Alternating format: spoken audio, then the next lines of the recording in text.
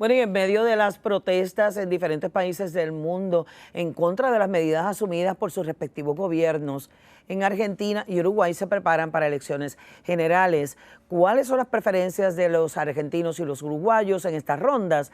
¿Cuál es la situación económica de ambos países y cómo se afectan las mismas preferencias electorales? Y para una respuesta y un análisis nos acompaña como todos los martes y jueves el experto en política internacional, el profesor José Rivera. Bienvenido, gracias por estar con nosotros, profesor. Claro que sí, gracias, Gloria. Bueno, esas elecciones en Argentina, ¿cómo se perfilan? Se perfilan bastante cerradas en el sentido de que los candidatos están más o menos igualados, pero las encuestas anticipan que posiblemente Macri pierda, no solamente por el hecho de que el manejo económico no ha sido el mejor. Obviamente la guerra económica entre Estados Unidos y China ha desmejorado mucho las condiciones económicas de un país como Argentina, que tiene nexos de interdependencia compleja con ambos, pero también se debe al hecho de que ya que Argentina está entrando en una espiral de deuda enorme.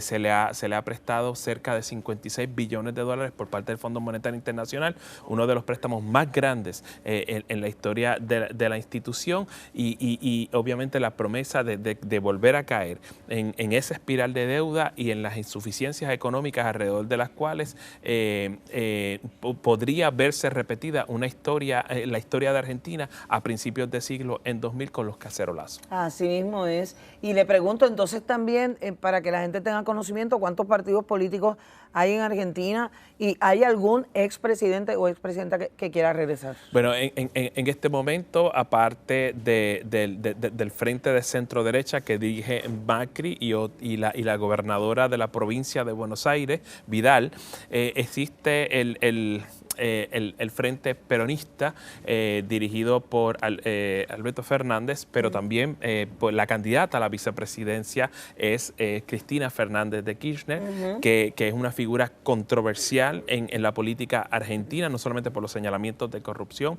y también la prepotencia en su ademán mientras estaba en el gobierno, no solamente con sus opositores, sino con la prensa, pero es una figura que es adorada por las clases por un sector de las clases trabajadoras, un sector de las clases pobres, hasta cierto punto. No quisiera usar la analogía, pero ciertamente como Eva Perón. como una Evita, exactamente. Exactamente. Bien, vamos entonces a hablar de Uruguay. ¿Qué podemos esperar de Uruguay? ¿De cuántos partidos estamos hablando?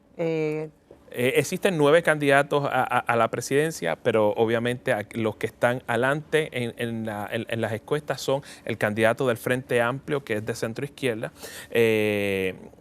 Daniel Martínez, y el candidato de la derecha del Partido Nacional, Luis Lacalle, hijo de un anterior presidente uruguayo. Aparentemente las encuestas favorecen al Frente Amplio para que revalide en las elecciones, o en el peor de los casos una segunda vuelta que permita entonces consolidar las fuerzas políticas. Lo cierto del asunto es que, al igual que Argentina, pero no tan malo como Argentina, Uruguay también está experimentando un periodo de ralentización económica. Se espera que este año la economía solamente crezca 1.6%, lo cual entonces está creando molestias entre una parte de la población, la ciudadanía y el electorado.